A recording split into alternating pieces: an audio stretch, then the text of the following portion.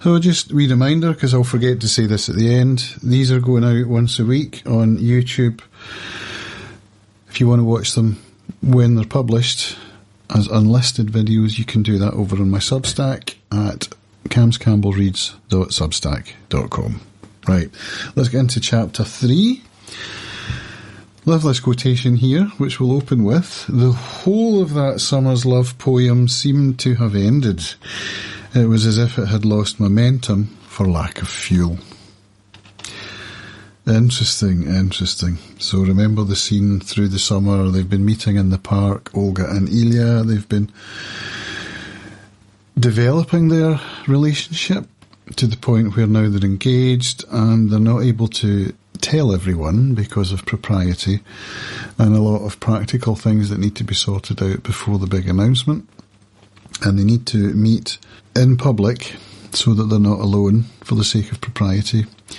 At the theatre perhaps, or when she goes to the park, they can bump into each other as if by accident, that kind of thing.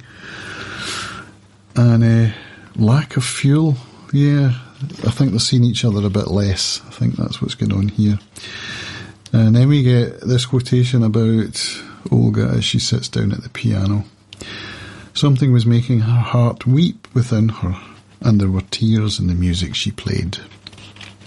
And then it goes on to say she wants to sing, but she can't bring herself to do it. So we're into autumn, I suppose. The heat of the summer's past. There's a nice scene where it describes the dacha scene. The dacha season is coming to an end. We've got the dachas that have stoves. They're now lighting the stoves and we've got smoke coming out the chimneys. Those that don't have stoves, they're dressing up in mufflers and scarves. The next morning, Oblomov got up and put on the outlandish jacket that he wore in the dacha. He had long since given up the dressing gown and banished it to a closet.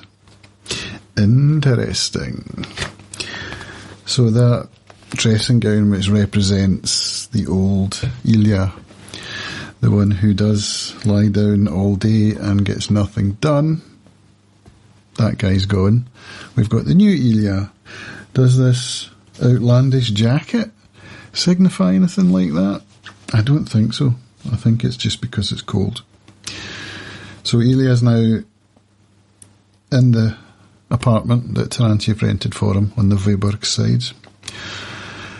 He is chatting with Zakhar, and he gets a bit of pie from Agafya Matveevna, the landlady.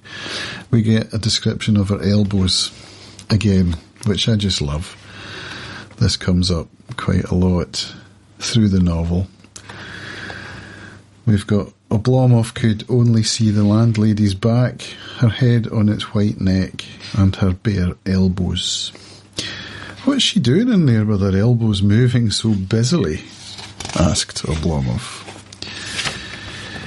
She's only a clerk's widow, but she has elbows fit for a countess, and what dimples, Oblomov thought to himself. Yeah, lovely scenes. He asks of her once again if her brother will be so good as to come and see him, which he does.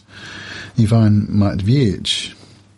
And Oblomov says to him, I've already passed this message through your sister, but I don't want to keep the apartment. And Ivan's like, oh yes, if only you told me before the end of the summer.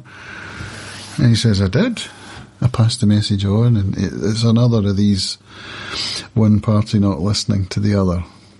And Oblomov's like, I can't keep the apartment. And the brother's like, well, you've signed here, and you owe me money to the end of the lease, plus you owe me money for turnips and potatoes, and you owe, is it cabbage and turnips? You owe me money for the decoration. You owe me money for the stables.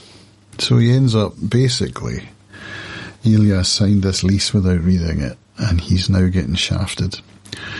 And he doesn't have the money. So it's a problem. And that's really what the chapter's all about. It's the first time that he's had a meeting with Ivan Matveevich, and remember, he's Tarantiev's friend. They go way back, the two of them, and you know what Tarantiev's like. He's a bit of a scam artist himself, so doesn't look good for Ilya.